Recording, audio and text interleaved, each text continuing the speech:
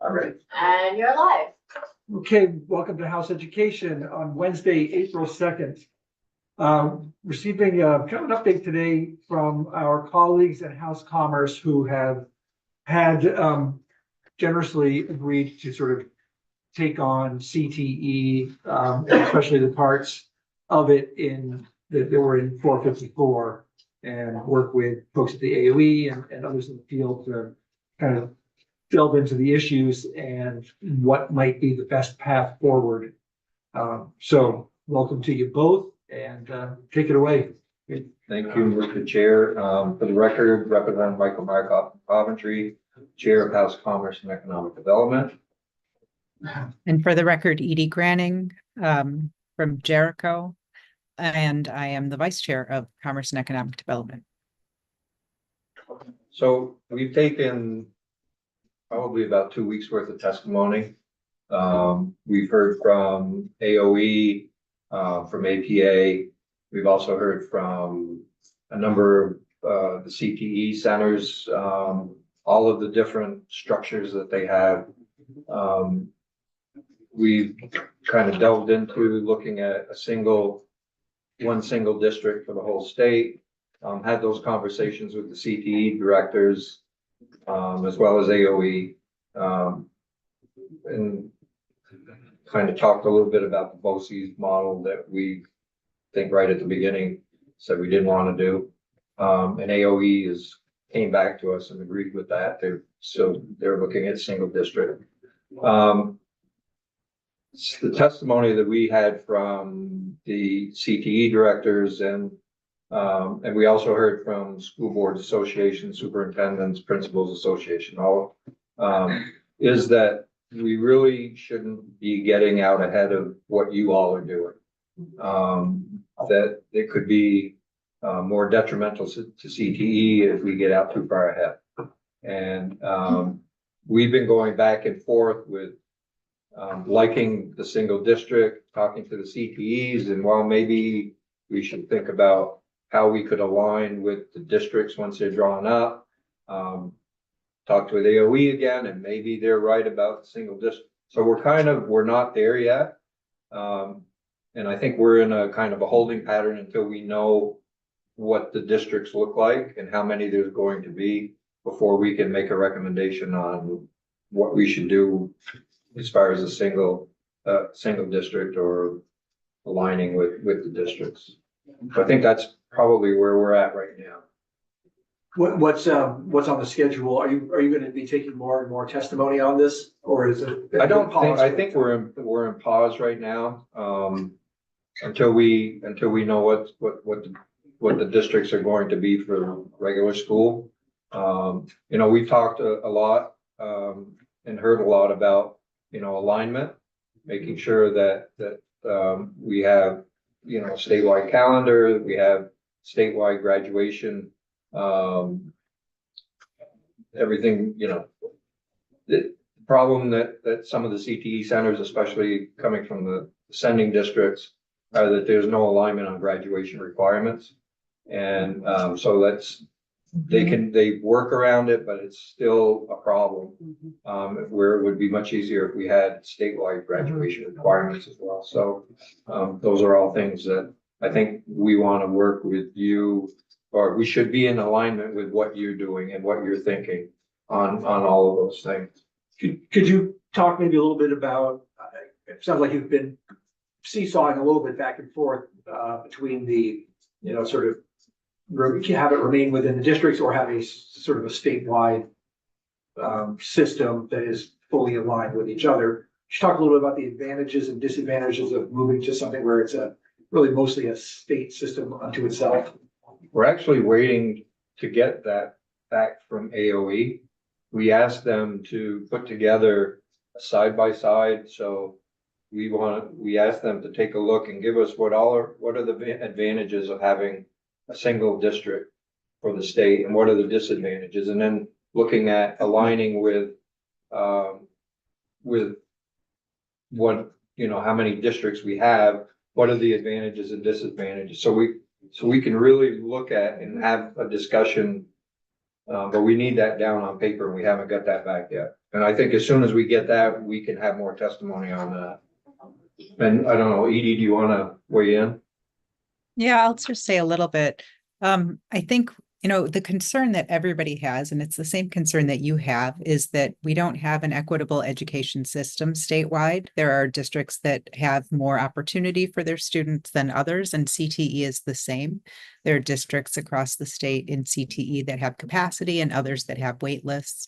And so the question is, what is that system, that structure that gets us the most opportunity for all of the students across the state? And so one district could do that, maybe, because everyone could get the same training. You could have, better, somebody would be overseeing the system to make sure that all of the courses that need to be offered across the state are truly being offered across the state. The question is, would that align well enough with the districts themselves? And does it make more sense to have a CTE school within a district so that it is just like, if you have an elementary school, a middle school, a high school, and a technical high school within the same district, the same group is looking at all of that.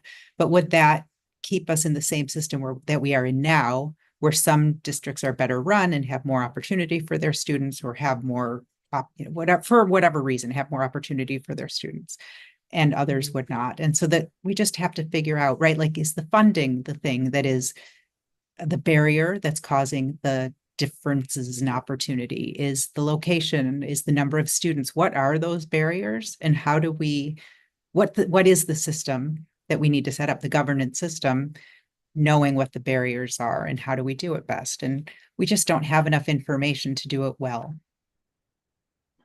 But when you talked about moving to districts, we do have the independently, not the independent school CTEs, but the independent CTEs.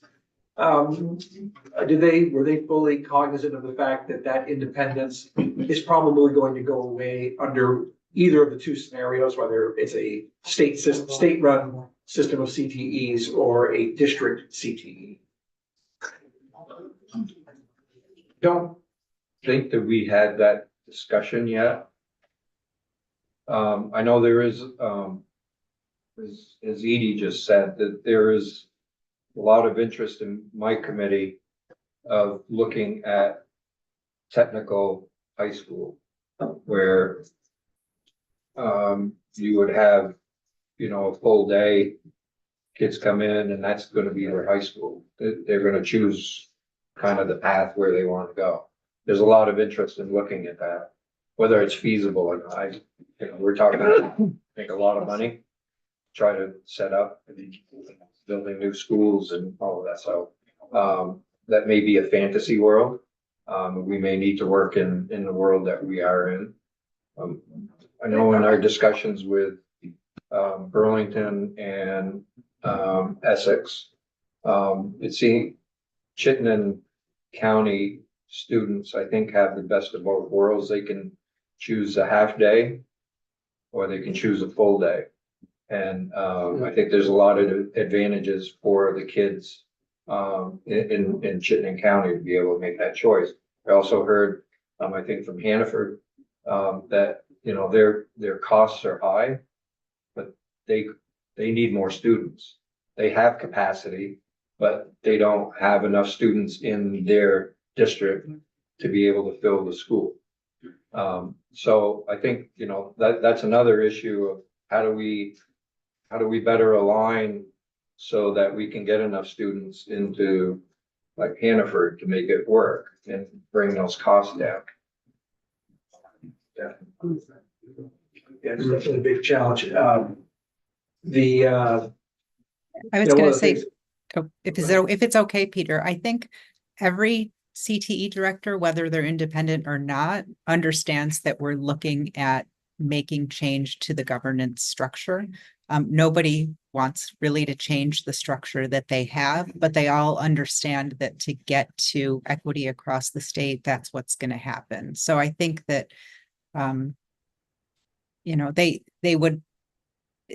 they're concerned that a statewide system, that the board members would be too far away from the students and wouldn't be able to really have good governance because of that. So I think that was one of the factors that came up when we were talking about a statewide system.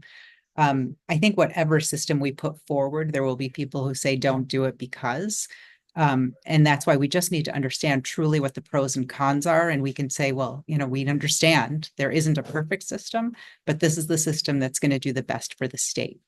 And once we did make that decision and once we can figure that out, I think we're going to be in good shape. And I think we can explain why to everybody. And then it's just knowing, right? It's the unknown that makes it really hard. And so if we can work our best to mitigate those cons, I think we'll be okay. I guess I'm not as pessimistic about comprehensive high schools as you might be, just because we can, you larger, I always go back to sort of Addison County, which has 3 high schools, and those 3 high schools all send to the Career Center, which is in fact attached to Middlebury Union High School. They all have different graduation requirements, but if they're part of a larger district, they're going to have the same graduation requirements. So those CTE kids could hopefully just seamlessly go back and forth at the high school where the CTE is located. But because we've sort of allowed all of this sort of independence and not really working in alignment in many places, that ability has disappeared.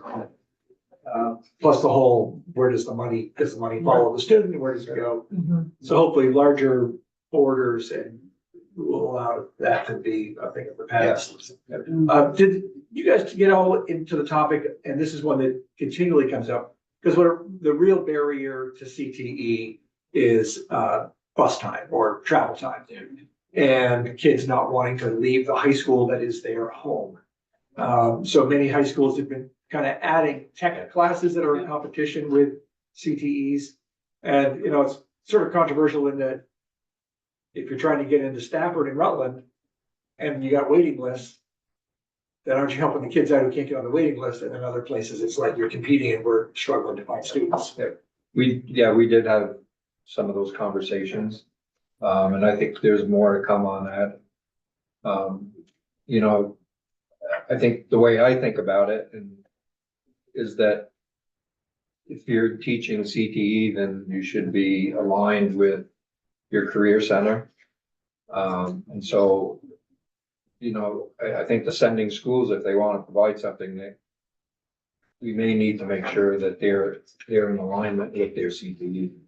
And there's no reason why there couldn't be some type of satellite in the other sending schools that are still run through the CTE. And, we've kind of mentioned that, and we need to explore that a lot more. But I think there's possibilities out there that we could make things a lot better for students. And there's barriers, but we can overcome barriers if we try hard enough. So thank you for saying that last piece there, because and I'm going to get to my question at the end, but the way I tried to see all of this is we're going through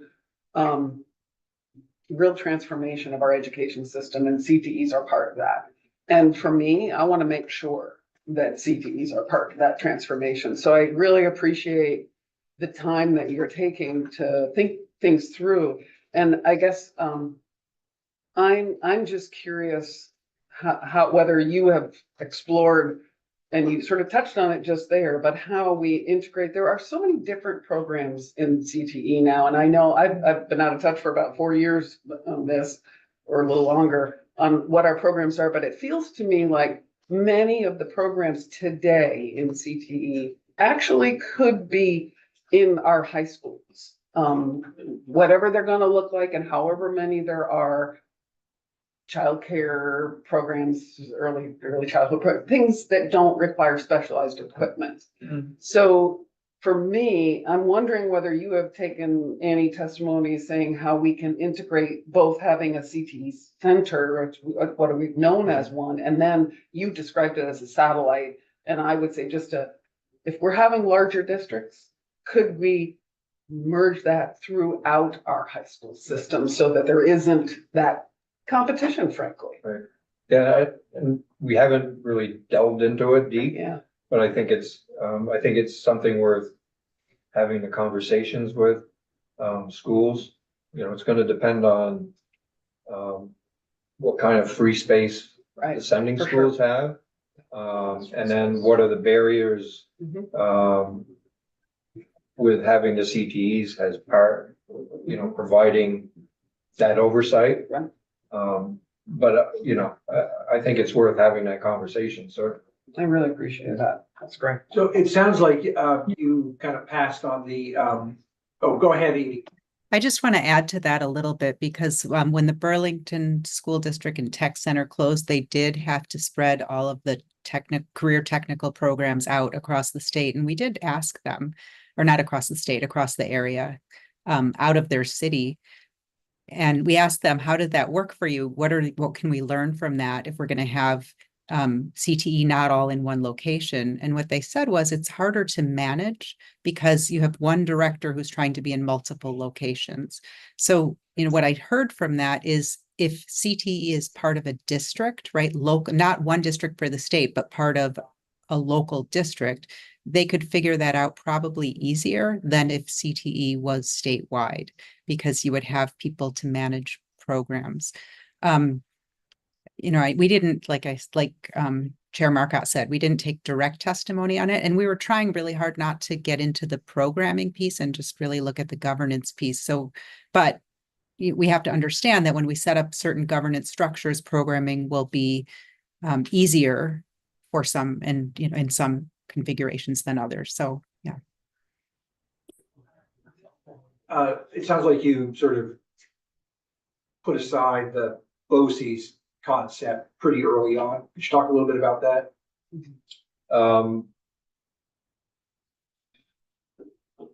It was really early on. Yeah. We heard, about the concept, but it didn't make a lot of sense to us.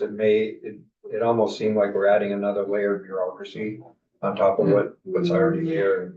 I think we were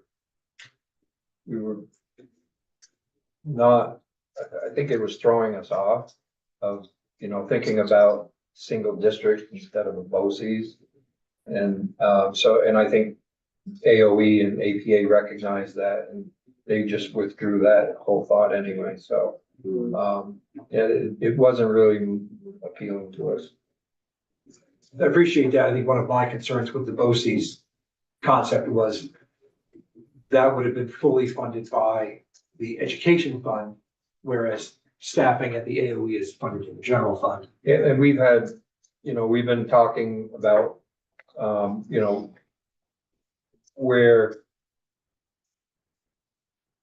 what should sit at AOE and what kind of, should they be the ones that are providing the statewide calendar and providing, the alignment of curriculum and all of that and graduation requirements, shouldn't that be coming from them and other things? We talked about more in their tech, in the CTE section of AOE is, what's their staffing right now and do they need to boost staffing, which they do. We've started those conversations with AOE as well. More staffing is definitely needed. And did you guys get into the topic? I know it's very much a topic at the Hanover Career Center of the requirement that CTEs have to provide adult CTE programming, but they don't get any money for it. So it's a fee for service. Mhm. And if you don't get the fees, but you have to have a coordinator on site, it can be a real money loser. We've stayed away from that for now. Yeah. That's really in your. We know it's there. Yeah. And we know it needs to be dealt with, but I think we need to deal with the governance of CTEs and figure that out before we jump into the adult side of it. But yeah, $20,000 that's given to each CTE for a half-time director. I mean, that really doesn't work. I know, my CTE at North Country, they're providing a full-time director, which is, making their adult program much better. and I think the ones that have halftime directors and some don't have any directors are struggling on the adult side. And so we've got to figure that out. Where's that money gonna come from? Who's gonna provide oversight? Because there's really no oversight on the adult side of CTE right now. AOE doesn't want it, and, we need to talk with Department of Labor. Does it make more sense that the Department of Labor has oversight there? Does it make sense that state colleges are part of it? So that's, things that we, I think, internally talked about, but we need to have those discussions, but not till after we figure this bigger piece out. Yeah, and just to add, what we did do is ask the Department of Labor and the Agency of Education to start thinking about it and start talking about it, and so that they are prepared as we're ready to get going on it. So and they seem to be really ready to work together, which is great. And yeah, and the state workforce development board has to be in that conversation now that we have a new board, along with the state workforce director, the new director that we have. So there's a lot of pieces that need to come together, and I think they're working on it. We're going to have our first meeting, the state workforce development board, on the 14th. So yeah, I think things will start to progress once that board starts working.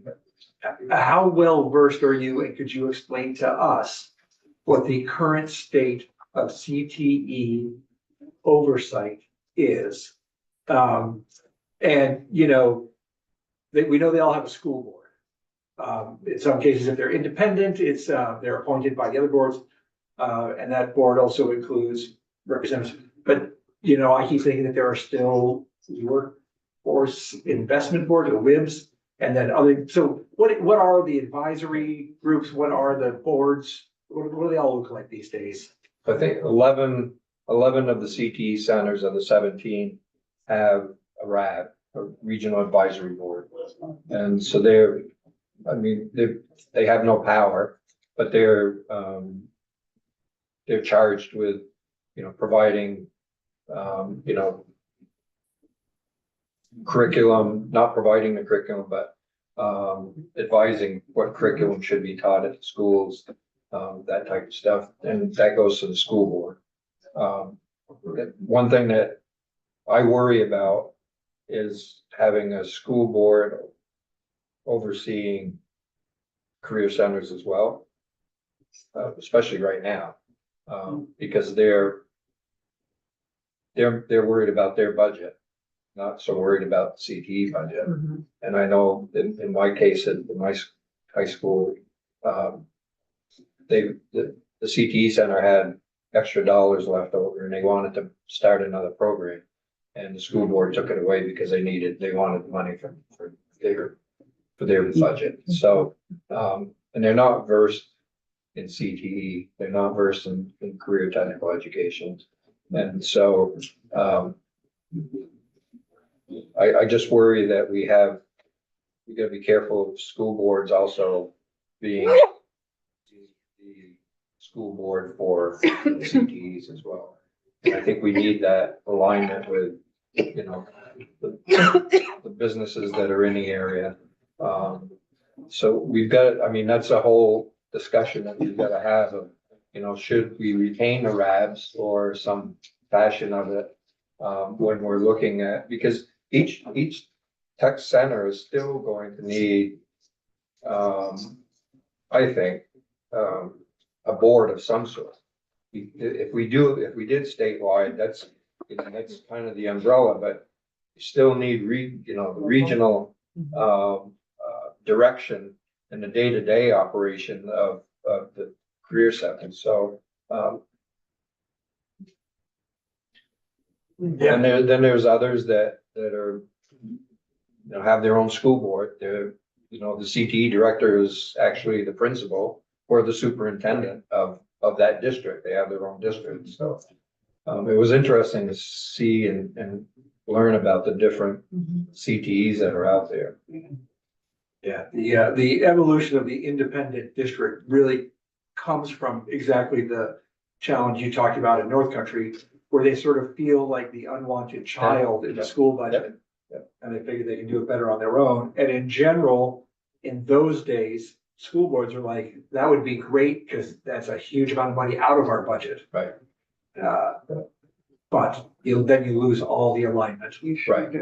Yeah, I know, Spalding and. exactly. They just, They're, most they're recent ones. looking at, they just done that. Yeah. And they're talking about building their own facility right now too. So they're kind of between a rock and a hard place right now, depending on what we do. Right? Yeah. Kate can talk to them. I hope they Love to build look it up the at empty space of U32. land at U32. You betcha. Any other questions, committee? All right, great. Thank you both very much for Thank coming you. in Thank you. and for taking this on. No, we for us. appreciate working with you and, look forward to doing something finally. This is something I think I've worked on for at least 10 years since we took on workforce and. But we know you're not gonna retire until it's solved, so we'd like to get you out here. Better solve it. Better solve it We're gonna next drag it year. out.